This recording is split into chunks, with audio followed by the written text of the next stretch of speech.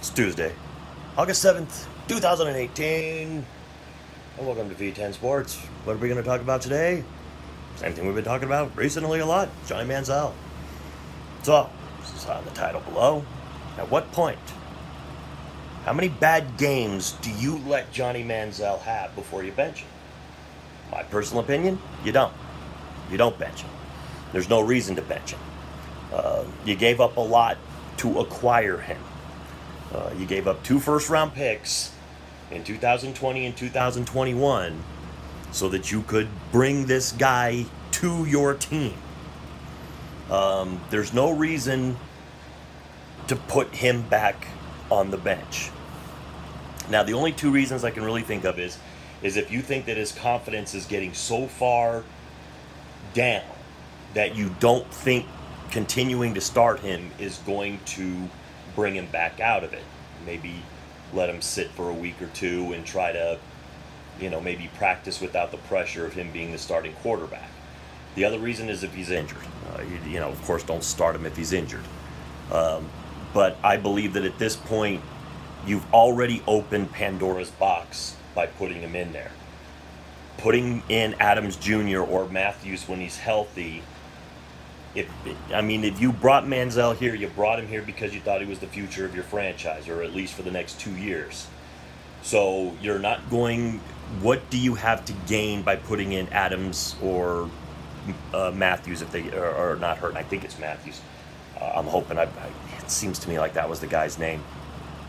But what do you really have to gain by putting either one of those guys in there? At this point, you have the worst record in the CFL. Your chances of getting to the playoffs, while you're only a few games out and there's still a lot of football left to be played, you still have to leapfrog 3 teams to get the division win. Not as many, of course, to get into the playoffs, but you still would have to. It's still going to be a daunting task. Right now, Montreal doesn't look like they're playing very good football to begin with. That last game was not just Johnny's fault. There was a lot of play that didn't look good.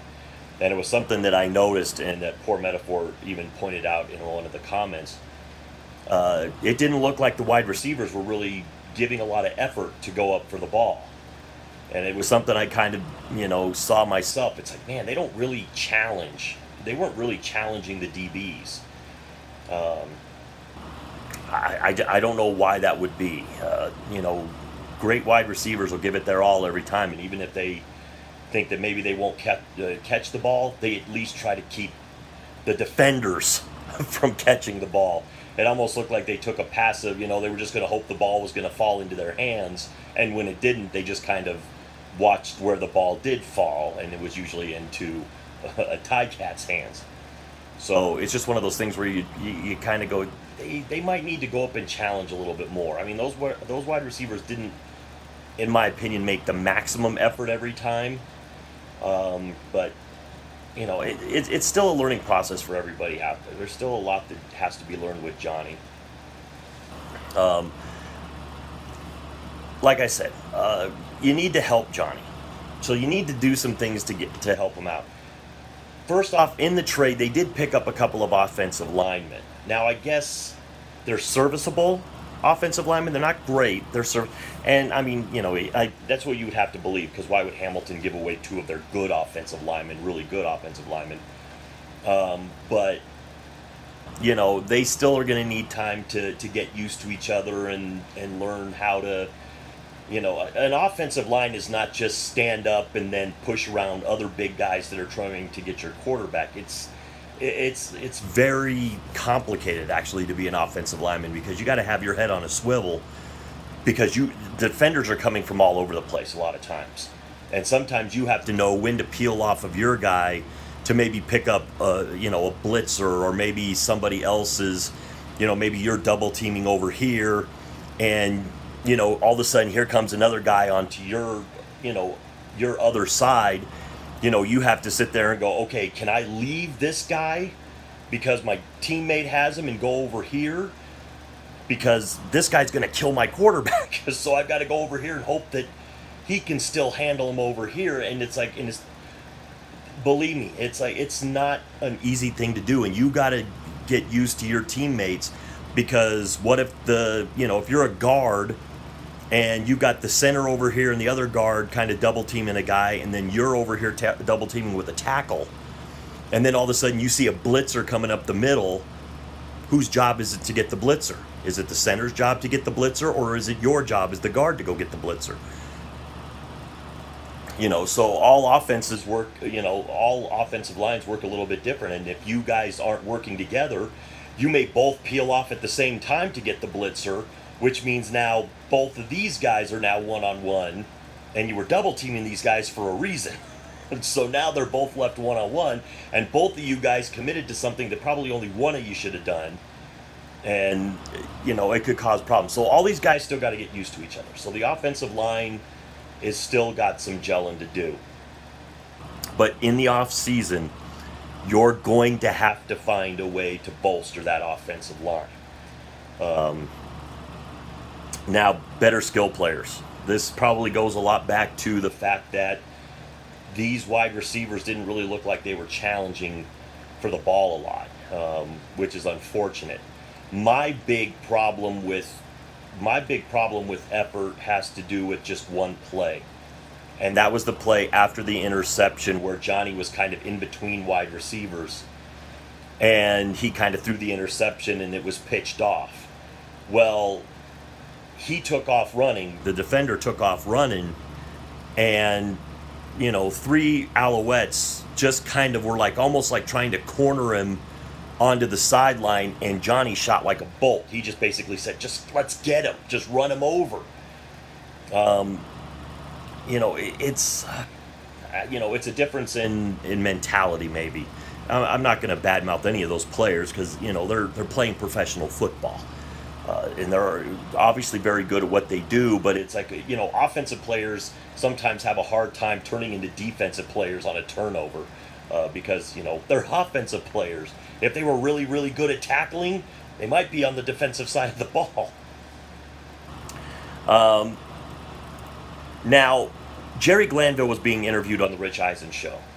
Jerry Glanville is the defensive coordinator of the Hamilton Ticats.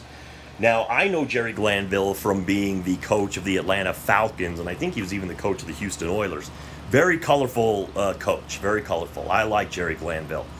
But he was sitting there talking about, he goes, I don't know why people don't do this against Johnny Manziel all the time. And he was talking about all you got to do to beat Johnny Manziel is pressure him up the middle. That's brilliant, Jerry.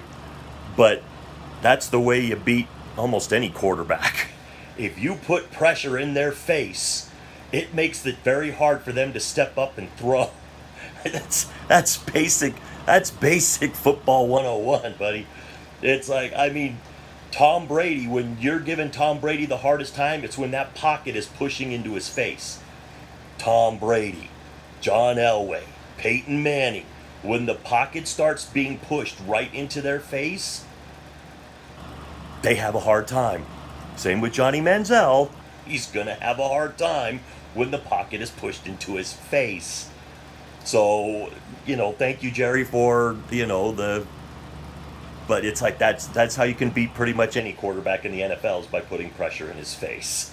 So, he also mentioned playing man coverage, not playing zone, so it doesn't give him really a chance. And that is to beat a quarterback that's not super familiar with the offense.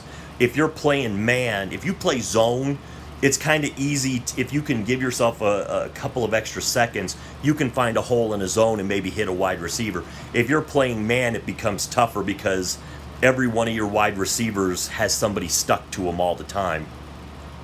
So it's a little bit tougher because it makes it's like you don't know which of your guys is really good at getting open yet, and you don't know the matchups. You don't know how good that wide receiver is against that DB because you haven't seen it yet. So, yes, Johnny could probably expect a lot of man defense going forward and pressure in his face, which I would pretty much say will work on any quarterback. I guarantee you, if Montreal is able to get pressure into Harris's face, for Ottawa, Harris will have a bad game too. So, Jerry Glanville did say one thing, because Rich Eisen asked him, he goes, do you think Johnny Manziel can succeed in the CFL? And he goes, he's got the tools, and he says, here's the thing. Because he saw Johnny in practice, he says, Johnny can hit the deep ball. He is accurate over 25 yards. And he says, you don't give up on a guy that is accurate over 25 yards. So they need to throw the ball a lot more because they just need to try to give Johnny a chance. Throw it deeper. Keep the defense on their heels. Don't let them shrink the field. You want to, just like most, stretch the field. Get Johnny some space. Maybe if you stretch the field, Johnny might have more space to run around if he has to. Don't put everybody just right in one place and try to throw a lot of underneath stuff.